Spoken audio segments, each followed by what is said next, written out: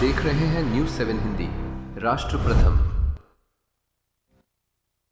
से उत्तराखंड के रुद्रप्रयाग में एक गुरुद्वारे को लेकर शुरू हुआ विवाद अब तीसरे दिन भी जारी है। निहंग सिखों का एक समूह अपने 4 साथियों की रिहाई की मांग को लेकर गुरुद्वारे की छत पर डटा हुआ है। हालांकि प्रशासन के साथ बातचीत के बाद 2 निहंग नीचे उतर आए हैं, लेकिन 5 अन्य अब भी छत पर मौजूद है। पुलिस और प्रशासन लगातार हालात पर नजर बनाए हुए है। रुद्रप्रयाग के नगरासू गुरुद्वारे में शनिवार से शुरू हुआ गतिरोध सोमवार को तीसरे दिन भी जारी है। छत पर डटे निहंग सिख अपने 4 साथियों की रिहाई की मांग कर रहे हैं, जिन्हें 16 जून को चमोली के कर्णप्रयाग में हुई झड़प के बाद गिरफ्तार किया गया था। करीब 36 घंटे तक चले हाई वोल्टेज ड्रामे के बाद सोमवार सुबह 2 निहंग प्रशासन से बातचीत के लिए नीचे उतर आए। इसके बाद अधिकारियों ने उम्मीद जताई कि जल्द ही पूरे मामले का शांतिपूर्ण समाधान निकाला जा सकेगा। जिला प्रशासन और पुलिस के वरिष्ठ अधिकारी लगातार मौके पर मौजूद है। प्रशासन की ओर से फोन और लाउड स्पीकर के जरिए निहंगों से बातचीत की जा रही है।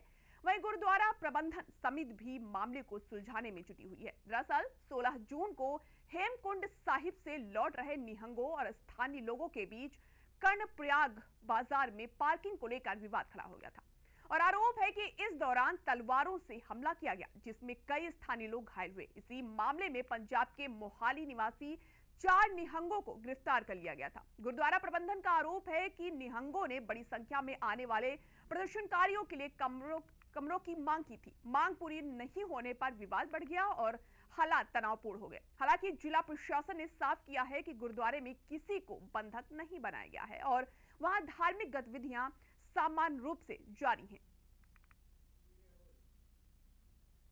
रास्ता बंद कर दिया और इतना सामान तोड़ा, रात से तोड़ी जा रहे हैं। ऊपर जाकर आपको दिखाएंगे बाद में। बहुत ज़्यादा नुकसान किया हमारा लाखों का। पूजा कर पाए ना, सुबह को पाठ पूजा कर पाए। पूरी रात हम जागे, पूरी रात ऑफिसर सारा प्रशासन जागता रहा। ऊपर से गाली थे, पूरी रात नहीं सोए वो, ऐसे कुछ तोड़ते रहे, खड़ाक होता रहा। हम तो जिनको जानते पहचानते नहीं है कौन है, पहली बार मुलाकात हुई है। 4 लोग तो परसों आए शाम को और 3 लोग नरसों आए थे। वो पैदल आए थे। जो 4 लोग बाइकों पर आए हैं, 2 बाइकें 2 इनकी। तो आते ही पता नहीं भांग पी रखी थी, झगड़ने लगे, संगत को बोलने लगे। लंगर में जा कर के डंडा उठा लिया हमारे सेवादारों के ऊपर। तो उनको बोला भी ऐसा ना करो, तुम खाना खा लो, रहना तो रह जाओ। तो गाली देने लगे। एक उनके साथ ना वाइट कपड़ों में है, वो उसके नीला बाना नहीं है, उसकी दाढ़ी भी कटी हुई है। वो उसने ज़्यादा गड़बड़ की, ज़्यादा गाली दी। हम कब्जा करने आए गुरुद्वारे पर, हम जहाँ हम छोड़ेंगे नहीं, हम जहाँ पर रहेंगे। हम काफ़ी देर से जहाँ पर पहले नेकी कर रहे थे, रेकी कर रहे थे, तो वो लड़का बोलता रहा। तो फिर हमने कल इनको बुला करके वो लड़के को पूछा, जहाँ बैठा करके भी, तुम ऐसा क्यों कर रहे हैं? हम तो आपको कोई बुरा नहीं बोला, हम खाना दे रहे हैं आपको। हमसे पैसा मांगते हैं, पैसा देते हैं। कुछ हमसे मांगते हैं, हमको मीठा दो, खसखस दो घोटने के लिए, वो भी दे देते हैं हम तो। चलो कोई नहीं, आए हैं तो सब को पी लिया घोट के उन्होंने। तो उसके बाद हमने उनको बुला के बड़े सत्कार से उनको बोला भी आप चले जाओ। जहाँ पहले भी बहुत घटना वापरी है, वो ही अभी तक ठीक नहीं हुई। भी आप शांति से जाओ, हमको परेशान मत करो।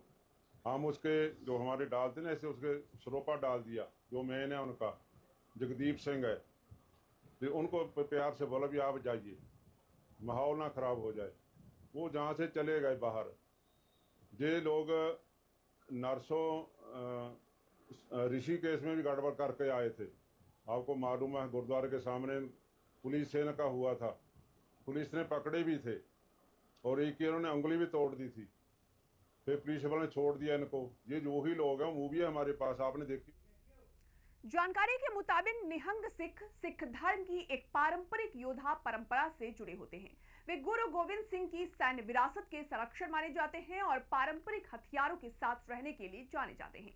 इसके साथ ही बता दें कि पंजाब सीएम भगवंत मान ने सीएम धामी से मुलाकात भी की है। फिलहाल पुलिस प्रशासन और गुरुद्वारा प्रबंधन के बीच लगातार बातचीत जारी है।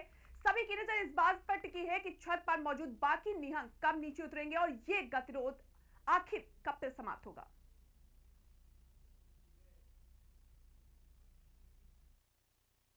चुने हुए इंग्रेडिएंट्स और फाइनेस्ट ग्रेडिंग से बनते हैं लाजवाब टेस्टी मसाले। राजेश मसाले। क्या चटपटा है राजेश मसाला, ट्राई करिए। अच्छा, राजेश मसाले।